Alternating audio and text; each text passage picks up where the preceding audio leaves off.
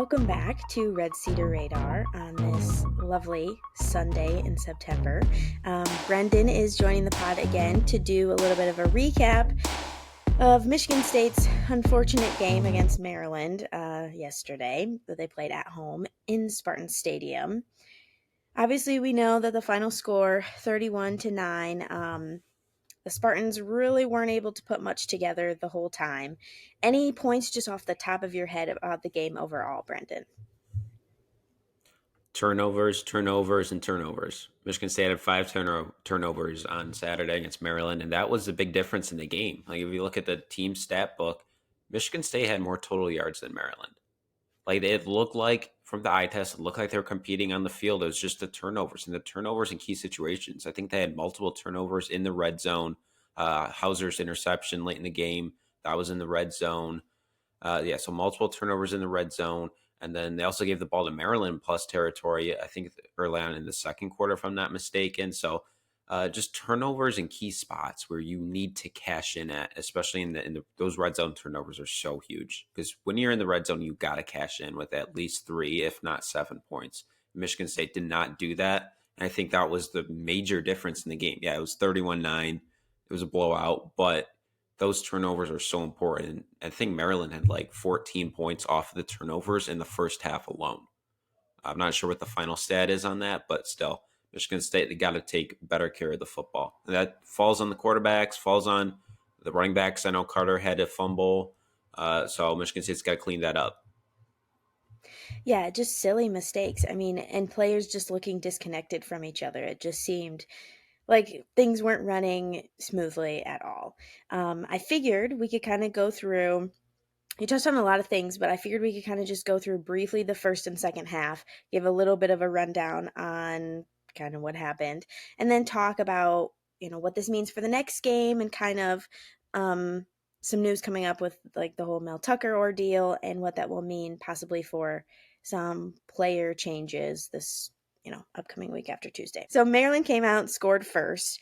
And it looked like there was a little bit of energy from Michigan State when they took the ball back over until Carter had a fumble, as you discussed, a turnover. And from then on, it just seemed like they could never get anything going without it being sloppy.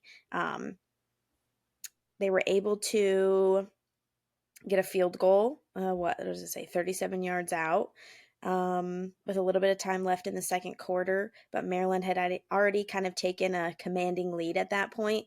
And I pretty much at that point, I figured it was probably too high of a mountain to climb. But if they could get something going right before halftime, maybe a little newfound energy going into the tunnel, may have made the second half differently. But unfortunately, they could not put it together. Any points overall in general about the first half? Yeah, like I touched on earlier, Michigan State had more total yards than Maryland throughout the whole game. I think they were leading that stat at halftime as well. And you look at some of the possessions, they had a turnover on downs after a 15-play, 68-yard drive. I mean, that's key. You got to cash in on some points there. And I definitely would have gone for it. I think they were at like the 2-yard line, so I don't blame them for going for it. But just the play calling on fourth and short, third and short throughout the game, I thought was very questionable. That falls on Jay Johnson. That falls on the offensive staff for Michigan State. So I thought can't have a turnover on downs when you're at the Yeah. 2-yard line. That's just Yeah. inexcusable. And then the missed field goal to end the half, that was also kind of key. It was an 11-play, 45-yard drive. It was a nice drive to end the first half there, but you got to cash in on some points. Again, just Michigan State, they got the ball down the field. They were moving the football. I know Maryland's defense isn't great, but they were moving the football against an average Big Ten team. That's a little bit promising, but you just got to cash in on those points when you're in the red zone and when you have opportunities like that. Yeah, absolutely. I got the opportunity to listen to Nathan Carter talk after the game in the press conference, and he said, we got to do our jobs to finish out those plays so they're 7-point plays and not 3-point plays. And I thought that was key. They couldn't quite get it over the line. And I mean, field goal is, I guess, never bad, but you would obviously much rather have a touchdown. And they just couldn't break through that area. So that kind of fits in exactly with what you were saying. Okay, second half. Give me some points off the top of your head about the second half, and then we can kind of talk about the quarterbacks switching in and out at the end of the game. Yeah, again, it was just turnovers. I think they had two interceptions in the second half alone. One was the Hauser interception. They were in the red zone. It was a 12-play, 82-yard drive that chewed up 5 minutes of the clock. It was a really good drive. I thought Hauser looked decent on that drive. I know we'll touch on the quarterbacks in a little bit, but just the interceptions, fumbles, it kills drives, it kills momentum. Michigan State had some momentum. They were Yeah, playing well on defense. They had an interception in the end zone. Angelo Gross had a nice grab. I think he got a foot down in back of the end zone there. And then Michigan State came out and scored a touchdown right after that interception. Michigan State had the momentum. It was 21-9 at that point, and I think that was the third quarter, late in the third quarter, maybe, or middle of the third quarter, actually. So Michigan State hmm had the momentum in the middle of that third quarter, and they didn't do anything with it. The next two drives, the next two drives, they went three and out, 3 plays, 7 yards, 3 plays, negative 10 yards. Those are when you have the momentum, your defense is playing well. That's when the offense has to get going. You have to carry that momentum. yeah, And like I said, this was a game in the third quarter. It was only 21-9. yeah, yeah. Well, honestly, like I don't want to compare too much to the Washington game because Washington is a very different team than Maryland, but the the although there were turnovers and there was things, it did seem like Michigan State had more energy. And based off kind of what you said, I mean, they were leading in overall yards and stuff. So there was obviously energy there to be used and, things that could have been done. So I think it was maybe a small positive step in the right direction compared to what we saw against Washington, but there's obviously still a lot of things that they need to clean up. And if you're able to put up that many yards against your opponent, you can't shoot yourself in the foot over and over with those turnovers because then players are going to be demoralized and there's not that drive on the sidelines to kind of get back out there and go again because things just keep turning over every time. Let's talk briefly about the quarterback stuff and Harlan Barnett's comments. This is something I was curious. I knew that someone was going to ask because Noah Kim didn't have the greatest of performances in this game. Um, what their reasoning was to kind of switch up the quarterback. And he kind of first said, Noah Kim's our guy still. He put in the work in the off season. We're not going to just switch up on someone that has done all of that the whole time. You can't do that. But what he said was that they were looking for a spark. And so they put in Caden Hauser and then tried Sam Levitt. What's your opinion on that? Them kind of switching things up at the end of the game.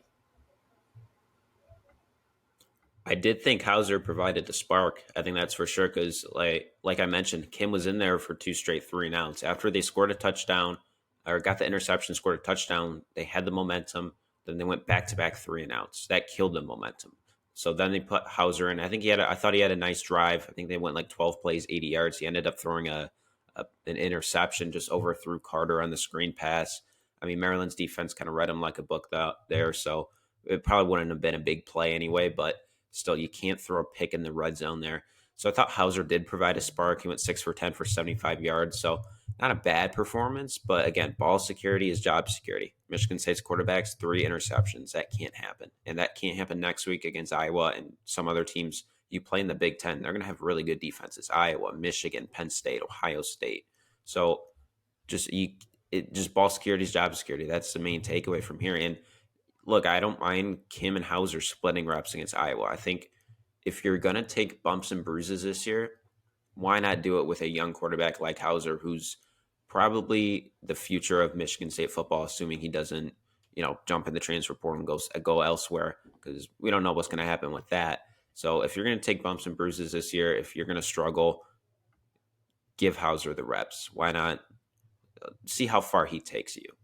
Okay, so switching gears a little bit, I think we can leave the Maryland game to rest and kind of move on to Michigan State's matchup against Iowa for next week. So Michigan State will go on the road to Iowa for their first road game of the season. Um, Iowa last night, I watched them play Penn State a little bit. They struggled to put things together on offense. Penn State pretty much dominated that whole time. Iowa really kind of struggled. But what do you think about Michigan State's matchup against Iowa, and how will the Spartans do against the Hawkeyes in their first road game? I think big question is Michigan State's offense. We know Iowa doesn't have an elite offense. Look, last night against Penn State, they put up 76 total yards. I know it's a super tough environment. They were playing at the whiteout at Penn State. Penn State's a really good football team, but Iowa is they're not going to blow Michigan State away with kind of offensive skill talent like maybe a Washington or like Ohio State did last year. So I think Michigan State, if they want to be competitive in this game, I think they're going to have to put up some points. The offense is going to have to get going and put pressure on the Iowa offense to score. Yeah, I'm not sure. Like I said, we saw signs of life against Maryland. I really think that going on the road will be a very big test for them, just because it's another added layer of everything else. Um, but I think you're right. That pressure needs to be there, and maybe they can pull it out, and that would be the spark that they would need to kind of maybe uplift the season. So I'll be curious to see how it goes. I'm really kind of torn to see what they can put together. I'm being more hopeful just for my own sanity, I feel like, for next weekend, but we'll have to see. Any other points about Iowa at all? Just playing there at night is going to be super tough. Kinnick Stadium is one of the toughest places to play in the Big Ten, and then you add on the factor of the fans are going to be tailgating all day, uh, consuming a ton of drinks, so it's going to be an electric environment, and it's going to be tough for Michigan State for a team that's already facing off the field adversity to go on the road, first road game of the year as well. Probably first road start for Noah Kim. If Hauser gets some minutes, first road game for him. So quarterbacks, they're going to have to step up to the plate. Yeah, absolutely. So I will have a preview episode up before the Iowa game with someone from the opposing side. So that'll be coming this next week. Last thing I want to talk about is just a little bit of some breaking news that happened. Michigan State, hold on here. I think he's a 3-star commit. Cameron Campbell decommitted from Michigan State. I want to say it was just last night that I saw that posted. Yeah, 9:06 p.m. Um, any thoughts on that? And do you think that with everything that's been going on, that that might become a theme that we see? I mean, yeah, it was he was one of many to come, most likely. He was a 3-star. He's listed as an athlete on Rivals, but I think he was recruited as a DB to Michigan State. He decommitted last night, so yeah, it wasn't terribly shocking. Campbell's not. Uh, he was good pickup by Michigan State, but he's not a highly ranked recruit, highly rated recruit. So it's not a huge loss, but I think you're going to start to see the decommits pile up a little bit for Michigan State, and with that it's gonna be you're gonna see some transfer portal entries too. That's just being realistic. Being realistic, it's going to happen. And back to the Campbell thing, he's got other offers from Minnesota, Ole Miss, Louisville, Kansas State. So he was recruited by other Power Five schools. So it's not a huge shock that he decommitted. But again, the decommitments are going to start piling up. The transfer portal entries are going to start piling up here in the coming weeks. So, and with the loss at Campbell, Michigan State's down to 12 verbal commits for the 2024 class, which is not ideal. So hopefully when that new coach comes in, he can hit the ground running with that 2025 class. Yeah, absolutely. That kind of leads us into our last topic. So on Tuesday is when supposedly Mel Tucker's full termination will be in place. Um, there's been a lot of rumblings about like the status of the team and how, Harlan Barnett said, if you want to leave, like you just got to tell me. We need to know. And kind of, you know, they had that conversation. Um, our publisher, David Harns, put out some information as he was talking to family and friends of the players last night after the game that it doesn't seem like maybe at least the ones that he talked to, that they're jumping ship right as of yet. Uh, I'll be curious to see how that goes following Tuesday. Any thoughts on that from your perspective? Yeah, it's one thing to say it, and another thing to when it actually comes when actually the transfer portal opens. Now that you actually take it into consideration, if you know what I mean. So yeah, Yeah. right now you can sit here and say, "Oh, we haven't even thought about that yet. We're focused on this season," which could be true at this point.